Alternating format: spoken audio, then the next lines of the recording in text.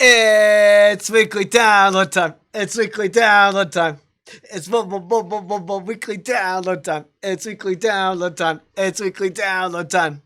And now we're going to learn some stuff about dub music. Oh yeah, welcome back to the weekly download. Super pumped to be back at our classic 7 p.m. Wednesday night time slot. It is so much easier to prepare for this time slot than a noon time slot.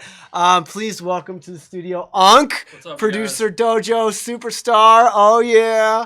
Today is pretty exciting. Today we are going to learn about one of the most important and least understood genres of music, one of the most influential genres of music ever, and one of my favorite genres of music. We're going to learn about dub.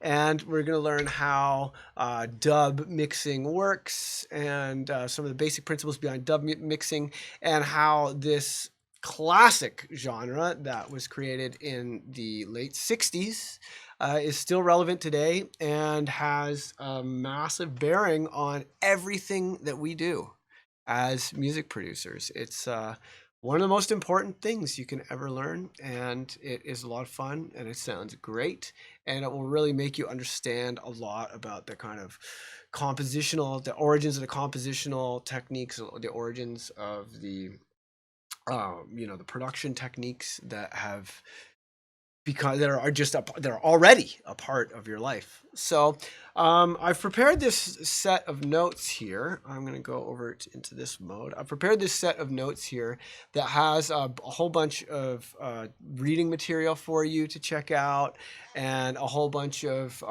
really cool examples. I'm going to go through a little bit about the history of dub music first, and then I'm going to show you how I've kind of like put my own twist on the kind of classic dub style of production and how I've kind of made it a little bit more compatible with our standard modern electronic music production techniques. So first of all, I want to start with this Wikipedia page about the history of dub music.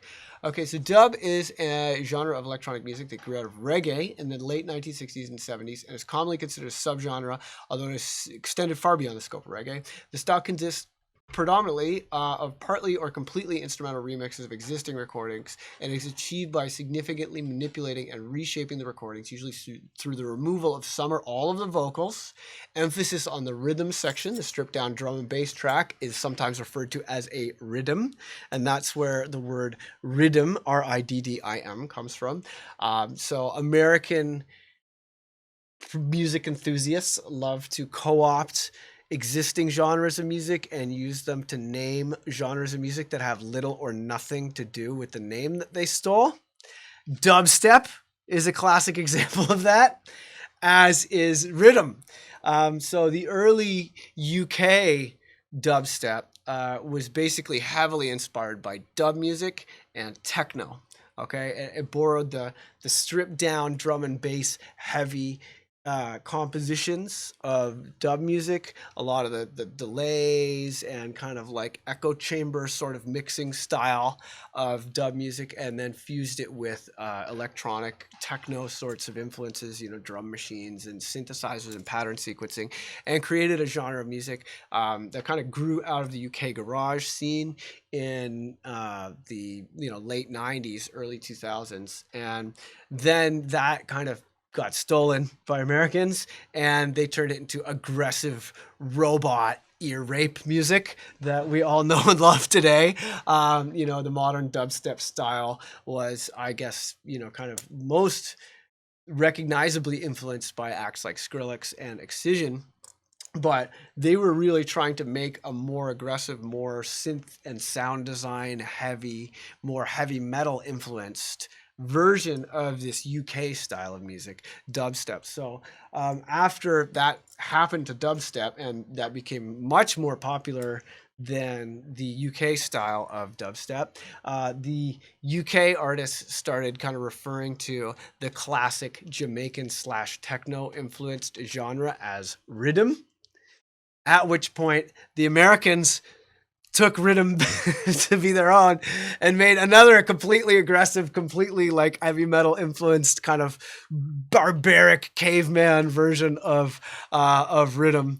But yeah, rhythm actually is a Jamaican term, and it refers to the instrumental kind of, you know, synths, drums, bass, and dubbed out instrumentals. And you know, a lot of dance hall, they would have one rhythm, which is like the kind of instrumental beat.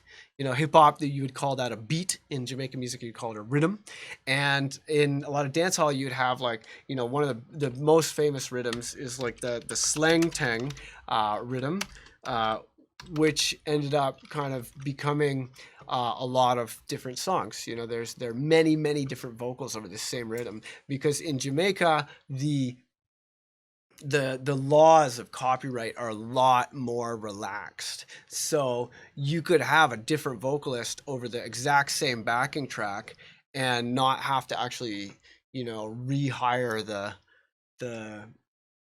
you know, that like no one would care, you know. So, and a lot of time you'll see Jamaican music will sample other Jamaican music and nobody cares. You are not allowed to swear in Jamaican music. That's a really big deal. So if you ever hear the word fuck in a Jamaican song, that is not made in Jamaica, right? That's not like, I think you like, you can still say pussy, and then they have like their own swear words, like, you know, like bumbaclot and radsclot, and then a lot of, you know, like very homophobic words that I will not repeat. But yeah, a lot of Jamaican music it does include a lot of homophobia, but it does not include the word fuck. So if you ever hear the word fuck, you're listening to music that came from outside of Jamaica. Anyway, let's check out this slang tang rhythm, and we can hear some of the different kinds of tracks that came out of this. But this is what a rhythm is. This is one of the first ever dancehall songs. Way in my brain, it's way in my brain, it's way in my brain. Well now, under my slang, tell me under my slang, under my slang, tell me under me, under my slang, tell me under my slang. Right, and that would be, you know, there's also. Goodbye, goodbye, goodbye, goodbye, goodbye, number one. Goodbye, goodbye, goodbye, goodbye, goodbye, number two. Goodbye, goodbye, goodbye, goodbye, goodbye, number three. Goodbye, goodbye, goodbye, goodbye, goodbye, number four. Hold up your hand if you love her, then your fashion and style. So you can hear it's a slightly altered. It's an altered version, but it's still the same basic rhythm. Whoa.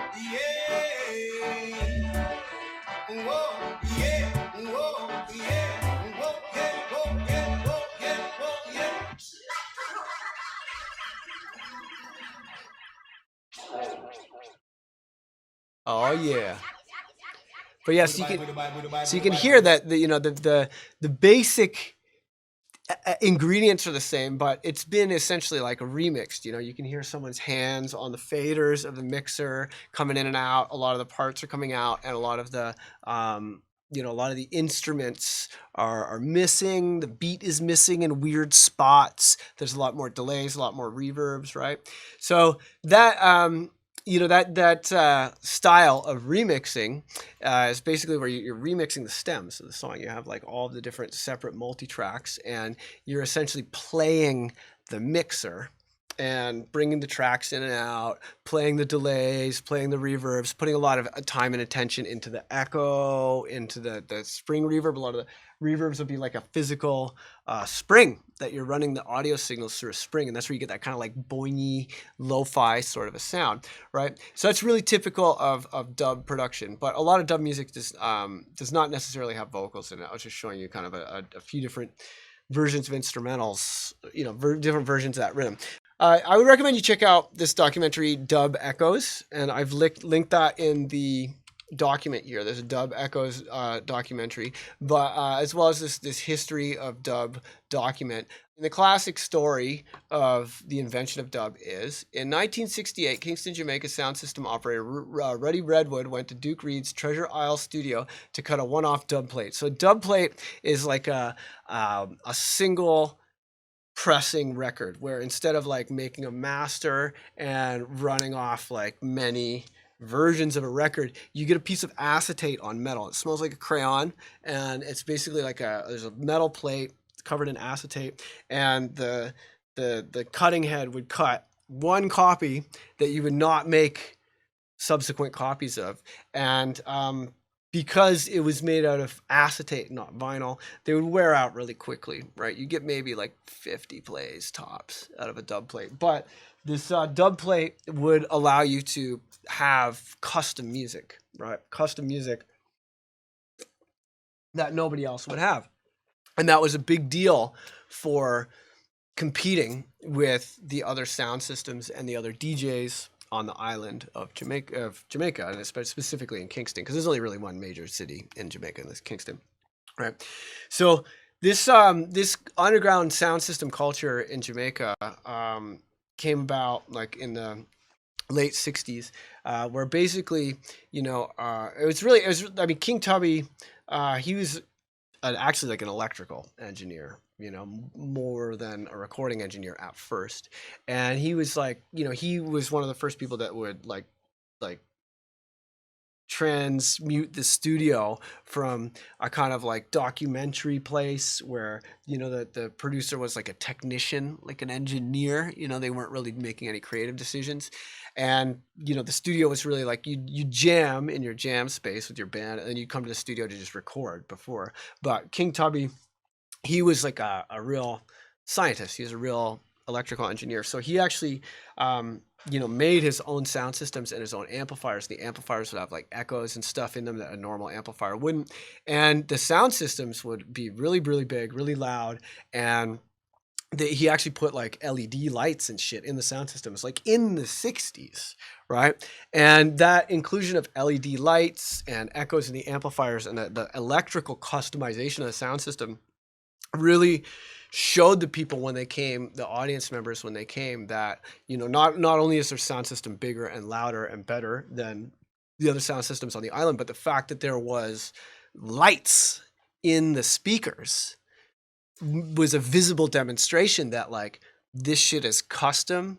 This is like an underground thing. You cannot get this anywhere else. And it put the sound system in front of the music, right? So anyway, fast forward to 1968. Ruddy Redwood goes to Duke Reed's Treasure Island studio to cut off one-off dub plate. Engineer Byron Smith accidentally left the vocal track out, but Redwood kept the result and played it at his next dance with his DJ Wasi toasting over the rhythm. So the DJ in Jamaica, the DJ was actually like the MC, like in hip hop, and toasting was before rapping. So rapping actually came out of toasting when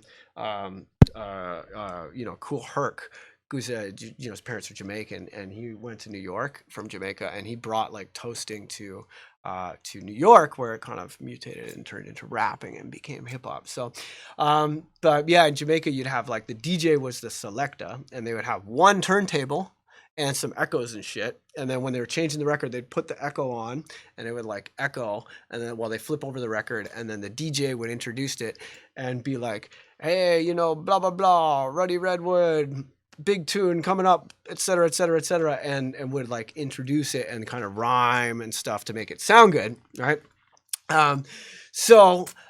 Anyway, they're going out to the sound system that now, because this instrumental beat has this accidentally cut dub plate with an instrumental, has all this extra space, Wasi can toast more, and the audience can hear the drums and the bass more. And they, it was a big hit, like on a big sound system, stripped back music with lots of space for the drums and bass sounds awesome.